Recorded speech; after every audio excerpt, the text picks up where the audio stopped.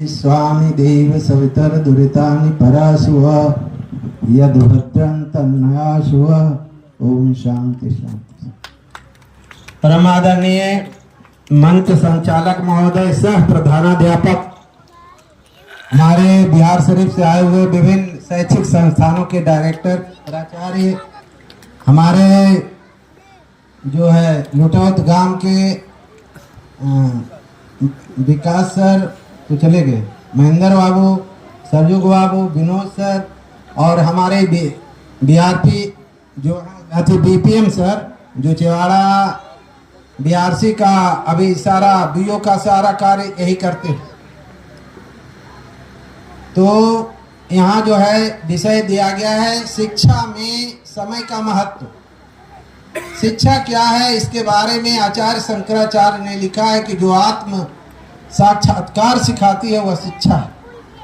फिर महात्मा गांधी ने कहा कि शिक्षा हुआ है जो मनुष्य का सर्वांगीण विकास करता है।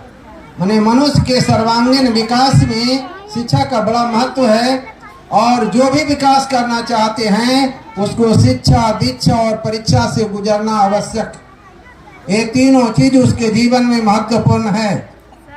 शिक्षा के समय में महत्व की बात है, समय का महत्व का बात है। तो हमारे ऋषि मुनियों ने पूरे जीवन को जो हमारे 100 वर्ष का माना गया है अवस्था, उसमें 4 विभाग किया: ब्रह्मचर्य आश्रम, गृहस्थ आश्रम, वानप्रस्थ आश्रम और सन्यास आश्रम। तो पहला जो है शिक्षा के ही लिए उन्होंने ब्रह्मचर्य आश्रम को रखा। और इस अवस्था में कोई भी मनुष्य अपने जीवन की जितनी भी शिक्षा धरती से लेकर आकाश पर्यंत जो भी जितने तरह की शिक्षा वो प्राप्त कर सकते हैं, वो उन्होंने समय बताया कि इसी अवधि में वह शिक्षा प्राप्त करें। और शिक्षा के बारे में तो हमारे किताबों में भी बहुत दिया हुआ, शिक्षा बहुत मूल्यवान है, व्यर्थ इसे मत खोना। पढ़ा होगा भी 7वां 8वां में है, समय बहुत ही मूल्यवान है, व्यर्थ इसे मत खोना। हरे कृष्ण देव सरे का कविता है, उसमें बताया। और हमारे शास्त्रों में भी कहा है कि क्षणशः कंसः च विद्याम अर्थम च चिंते क्षण त्यागो कुतो विद्या कण त्यागे कुतो धनम। माने अगर तुमको विद्वान बनना है, विद्या का अधिकारी बनना है, तो एक एक क्षण, एक एक पल का हमें उपयोग करना होगा। ये नहीं कि हमारे सर बोले थे और भी सब बोले थे कि अभी बच्चों को या तो मोबाइल दे दो या तो क्रिकेट का पैड और बॉल दे दो। वो दिन भर नहीं सोचेगा कि धूप लगा हुआ है, धूप बहुत कड़ा है, हमको हानि पहुंचेगा, वो नहीं देखता। मोबाइल से आँख खराब हो जाएगा या क्या होगा, वो नहीं देखता। तो वह इसके पीछे पड़ा हुआ रहता है, उसका समय का बोध नहीं है। हमको हर समय में समय के अनुसार हर काम करना है। देखिए प्रातः काली में पहले गाया जाता था कि प्रातः समय में जो हर रात की पिछली पहर में एक दौलत लुटती रहती है, जो जागता है सो पाता है, जो सोता है वो खोता है। इसलिए हम पहले हमारा पोस्टिंग था बहुत 31 राय से आगे जो है उस गांव में देखते थे। उस गांव के जो है माता पिता जो है सुबह 3 बजे ही, लालटेन का जमाना था, अब तो बिजली बल्ब बटन दबाइए और लाइट जल गया, बच्चों को पढ़ने के। लेकिन वो लालटेन जला के अपने से बच्चा अगर नहीं उठ रहा है तो लालटेन जला करके बेटा हो गया टाइम, क्योंकि सुबह का जो समय होता है वो स्मरण शक्ति के लिए बहुत ही लाभदायक होता है। और उस समय जितना होता है, हम अभी भी सर जानते हैं कि हम जो है हमारे भाई है ज्ञानदेव सर बहुआरा में है, मनोज सर भी जानते हैं जो यहाँ के हैं, कि वो 4 बजे उठ करके वह सबसे पहले गौ को खाने पीने के लिए दे देता और टहलने के लिए चल जाता। तो early to bed and early to rise makes a man healthy wealthy and wise. सवेरे जागेगा, सवेरे सोएगा तो सवेरे जागेगा, और जो सवेरे जागता है वो हेल्दी भी होगा, वेल्दी भी होगा और वाइज भी होगा, बुद्धिमान भी। तो विद्या प्राप्ति करने के लिए सवेरे जागना बहुत ही जरूरी है। समय बहुत ही मूल्यवान है, इसलिए समय को बीत जाने पर हमारे सारे वक्ताओं ने इस पर बहुत ही जोर दिए।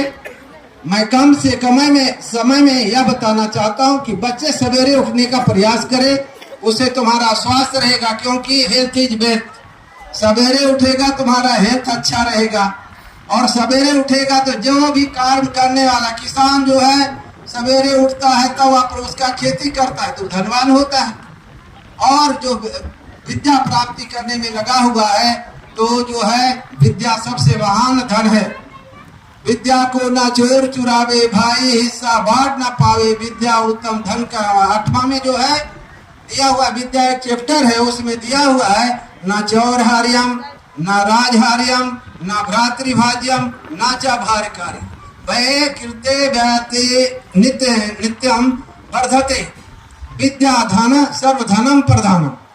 वह जो है उसको चोर भी नहीं चुरा सकता विद्या को, ना राजा उसको हड़प सकता है, ना भाई बांट सकता है, ना ले जाने और ले आने में ही भारी होता है, क्योंकि विद्या एक ऐसा धन है वो भारी स्वरूप नहीं होता। अगर तुमको 10,000 का रेजकी दे दे, अगर 5 रुपया का सिक्का तो जेबी में भारी लगेगा और डर भी रहेगा कि कोई चोर चुरा लेगा, जेब काट लेगा।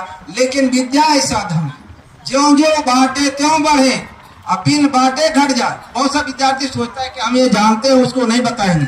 नहीं, जितने को तुम बताओगे उतना तुम्हारा दास बढ़ेगा और उतना ज्यादा तुम्हारा वो जो है सूत्र हुआ, जो हिसाब हुआ, जो है विज्ञान का तत्व जो है एलिमेंट संकेत है वो सारे याद होंगे। तो इसलिए विद्या के लिए हमेशा बांटने का काम करना चाहिए और समय के अनुसार करना चाहिए। अब है अभिभावक की बात। हमारे शास्त्रों में कहा गया है मातृमान पितृमान आचार्यवान पुरुषो है। माता पिता पहले भी हम लोग पढ़ते थे सामाजिक विज्ञान में कि परिवार सामाजिक जीवन का सर्वोत्तम पाठशाला है। परिवार सामाजिक जीवन का सर्वोत्तम पाठशाला है, उसमें माता पिता की अहम भूमिका है। और माता पिता जो है मातृ देवो भव आचार्य देवो भव पितृ देवो भव, तो वह देवता स्वरूप है।